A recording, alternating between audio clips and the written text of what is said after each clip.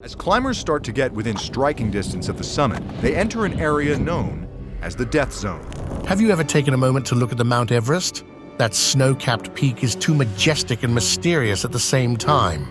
Accumulation of bodies shape the bleak landscape we know as Rainbow Valley. It's beautiful, but behind its appearance lies a world of mystery and adventure that is waiting to be explored. It was arranged that we should try and pitch a higher camp and then make a final push for the summit itself. In this video, join me as I take you on a ride to Mount Everest and tell you about its mysteries. Let's get started. The weird underwear on Maurice Wilson's body. They begged and pleaded, "Turn around, come with us." Wilson refused. Maurice Wilson was quite a character. With a wild idea in his head, he wanted to land a plane on Mount Everest and then climb to the top all by himself. Before his big adventure, he trained hard in Britain, learning how to hike and fly a plane. Then he went to Darjeeling, where he spent the winter fasting and praying, thinking that would be enough to get him up the mountain. But things didn't quite go as planned. Maurice quickly realized that landing a plane on Everest wasn't going to work, so he decided to go on foot instead. He started his trek in May 1934, but he didn't have the right gear or experience for such a big climb. Soon enough, he hit a huge ice wall and had to stop. Maurice wrote in his diary until May 30th, 1934, the day his journey came to a sad end. A year later, they found his body, and that was the end of his daring dream. But there's a crazy twist to Maurice's story. When they found him, he was wearing women's underwear. It's a strange detail that adds even more mystery to his adventure. I mean, no sane man would wear a woman's underwear when going on an expedition as horrifying as that one. Yetis. The Yeti is a creature surrounded by mystery and tales that have always fascinated people exploring the wild areas near Mount Everest. Stories about this hairy, mysterious being have been shared for generations among the local communities of Nepal and Tibet. In recent times, there have been reports and evidence that seem to support these stories. For example, during Eric Shipton's 1951 expedition to Everest, adventurers found large footprints that looked like those said to belong to the Yeti, way up at 6,000 meters above sea level. Also, there's a monastery called Kumjung on Everest's southern side that claims to have a Yeti scalp as a relic. But one of the most interesting discoveries came in 2009, when Joshua Gates and his Destination Truth team went on an expedition. They collected hair samples from footprints they thought were made by the Yeti. When scientists analyzed these samples, they found a DNA sequence that hadn't been seen before, making the mystery of the Yeti even more intriguing. Despite doubts and questions from scientists, people are still drawn to the legend of the Yeti. The Spirits of the Everest. Sherpa Pemba Dorje has gained admiration in the climbing world for two major events. Firstly, he's celebrated for his alleged record-breaking climb of Everest, accomplished in a jaw-dropping 8 hours and 10 minutes on May 21, 2004. This incredible feat firmly established him as one of the most accomplished climbers of his era. But Dorje's legacy goes beyond just speed, and it will send shivers down your spine.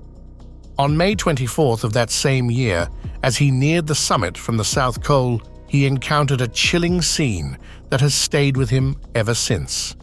According to his own words, while taking a moment near a pile of rocks, he saw what he could only describe as spirits appearing as dark shadows, coming closer with outstretched hands, seemingly begging for something to sustain them. Dorje believed these were the restless souls of climbers who had lost their lives on Everest and their bodies still trapped in the ice and snow.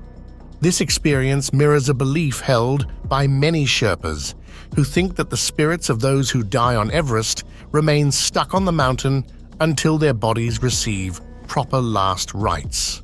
Sadly, the brutal conditions of the death zone above 8,000 meters have claimed many lives. With more climbers attempting Everest each year, the number of casualties continues to climb, perpetuating the cycle of sorrow and haunting. Until steps are taken to ensure that the fallen receive respectful burials, it's unlikely that Everest will shake off its reputation as a place haunted by the ghosts of those who dared to challenge its towering heights. Frank Smythe's weird experience. Frank Smythe, a skilled English climber, made a big impact on climbing history. In 1931, he set a record by reaching the top of India's Kamet Peak. Later, he went on expeditions to Everest in the 1930s, which were also impressive.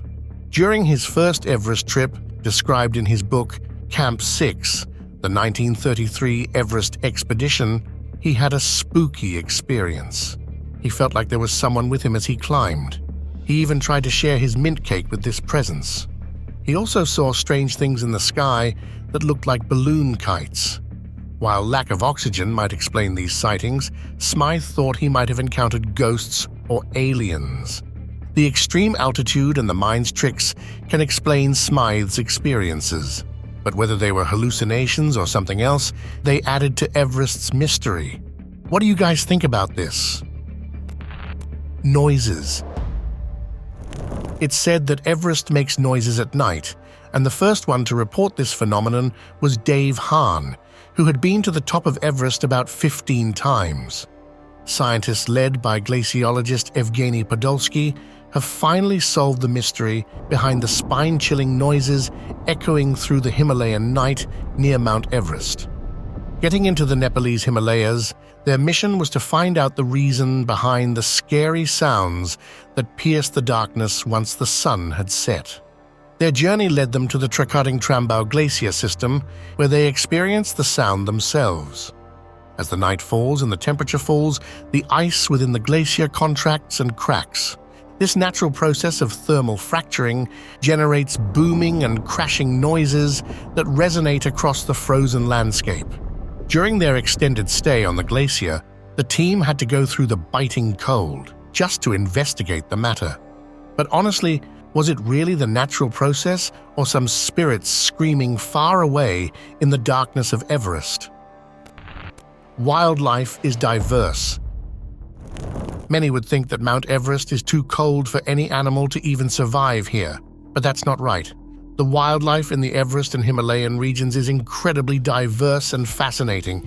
Take the snow leopard, for example. It's like the ninja of the mountains, perfectly adapted to hunting in the snowy terrain. Then there's the Himalayan tahr, resembling a mountain goat munching on grass even on the steepest slopes. And let's not overlook the Himalayan wolf, the main predator of these regions.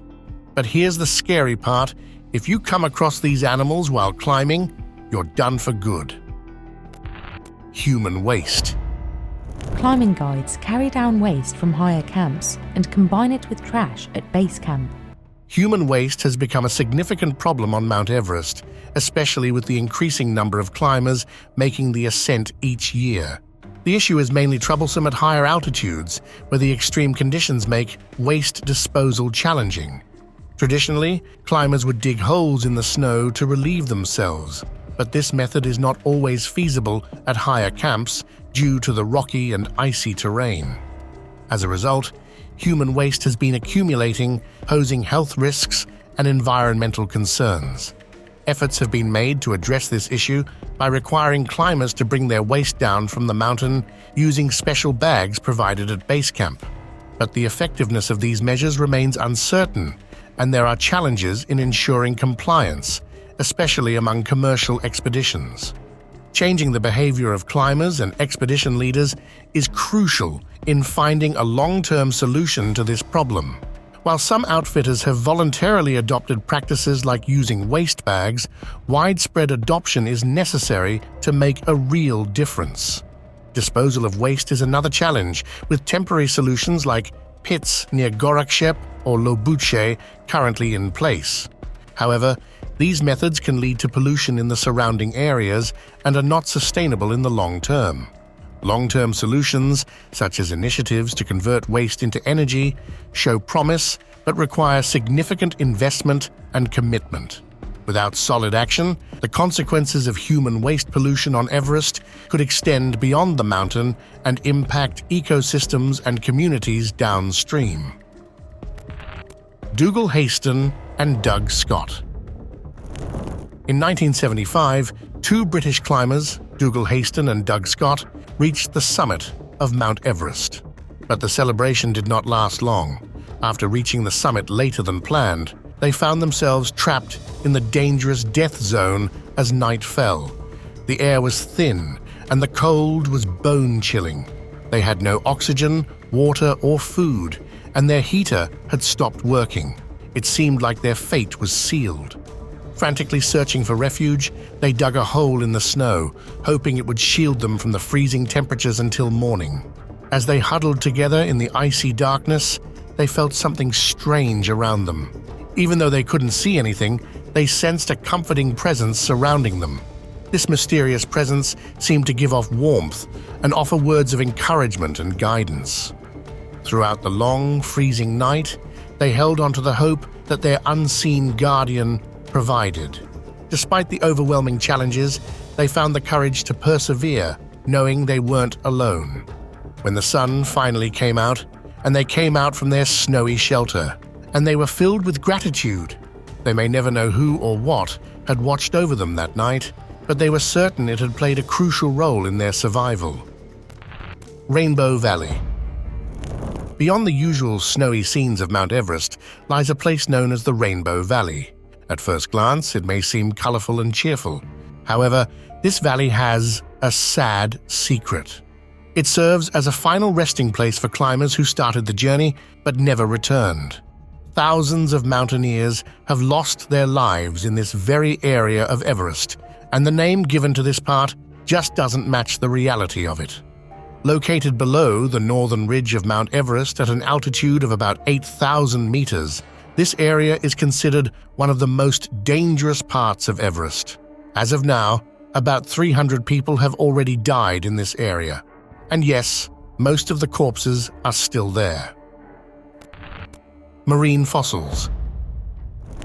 Mount Everest is the last place one would think of finding a fish or marine animal, but as it turns out, there were once marine animals living there as well. Geologically, it is said that Mount Everest and other mountains neighboring it are relatively young, as they only started forming about 65 million years ago.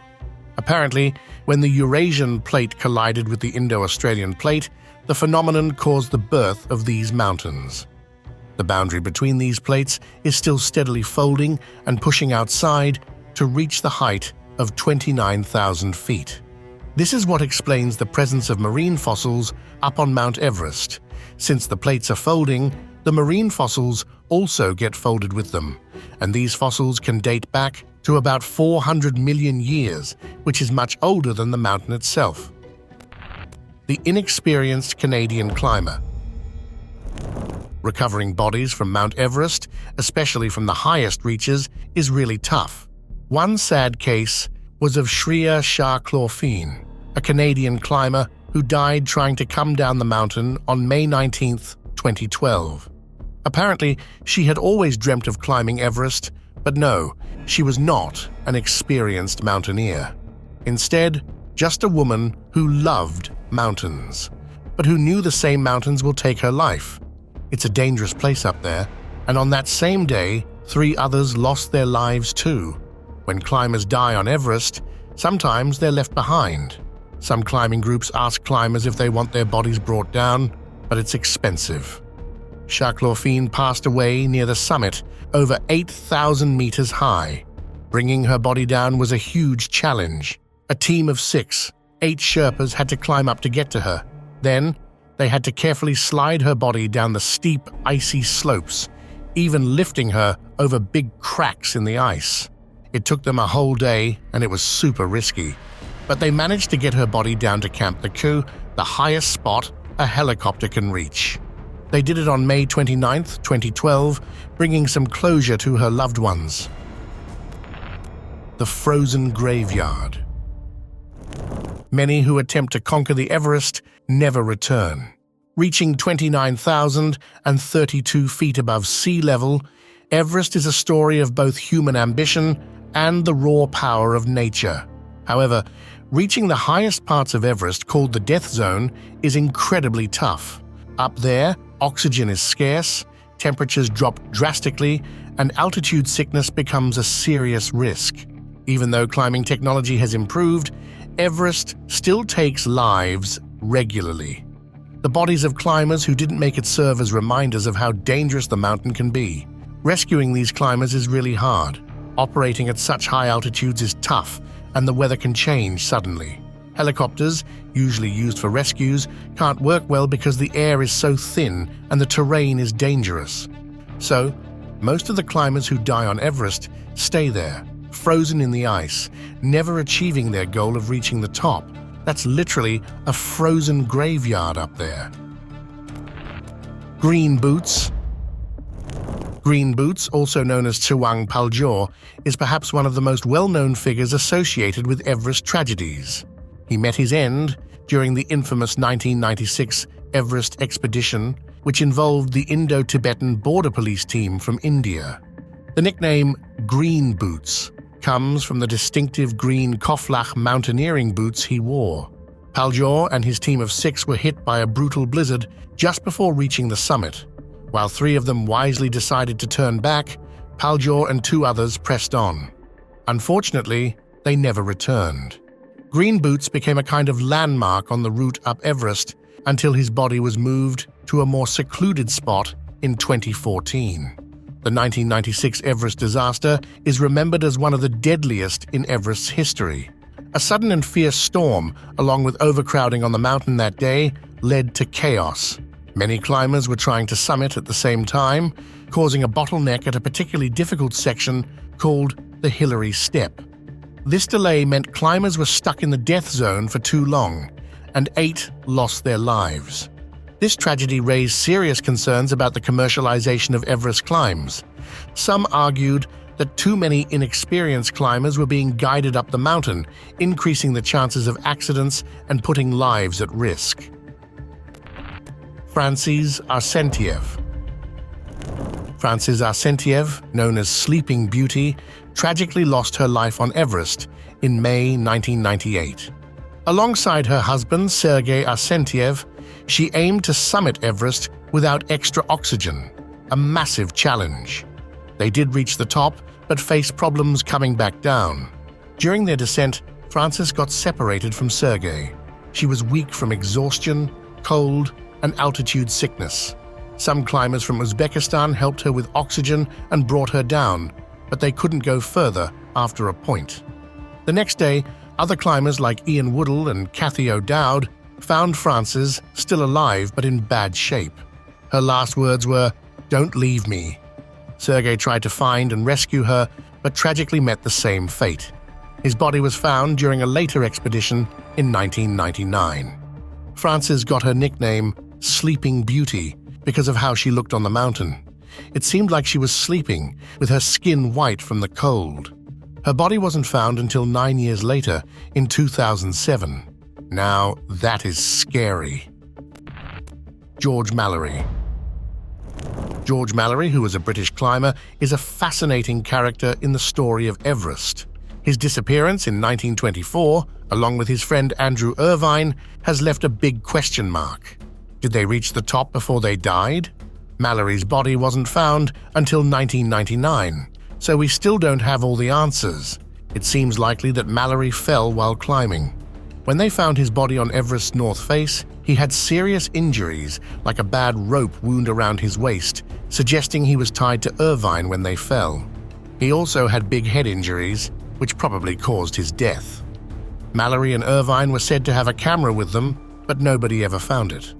Mallerie also supposedly promised to leave a picture of his wife at the top, but nobody knows for sure if he did, adding to the mystery. When they found Mallerie's body, he was wearing old-style climbing clothes, showing the time when he climbed Everest. They had a simple ceremony for him on Everest, which reminds us of the dangers of climbing. Mallerie's story still interests climbers and historians today. Hannur Schmatz. Hannur Schmatz's story is another sad part of Everest's history. Back in 1979, she went on an expedition with her husband, Hannur Schmatz, to conquer Everest. She hoped to become one of the oldest climbers to reach the summit at 50. Hannur was a seasoned climber with lots of experience on high peaks, and she was determined to make her mark on the world's tallest mountain. Reaching the top of Everest is a massive achievement, but getting back down safely is just as important. Unfortunately, Hannur and another climber, Ray Janae, found themselves in a dangerous situation. Tired and facing darkness and freezing temperatures, they decided to stop just below the summit for the night. Even though their Sherpa guides advised them to keep going down, Hannur and Janae chose to stay where they were. Sadly, this decision led to tragedy. They were exposed to the harsh weather without enough shelter, and both died. Their Sherpa guide managed to survive. For years, Hannur's body was a sad reminder of the risks of climbing Everest. She was found sitting up, not far above Camp 4, with her eyes open and hair blowing in the wind, a symbol of the dangers of high-altitude climbing. Eventually, nature took its course, and Hannur's body disappeared from Everest. Her final resting place is now a mystery known only to the mountain itself. Germs.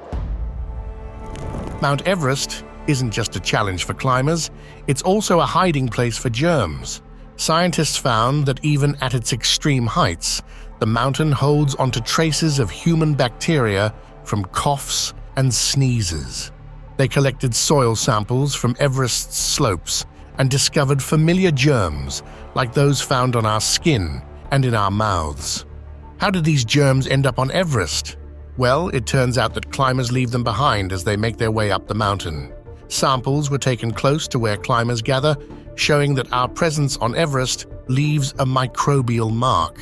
This discovery isn't just about Everest, it also makes us think about how human activity affects even the most remote places on Earth. And as temperatures rise, more bacteria could become active, changing the mountain's environment.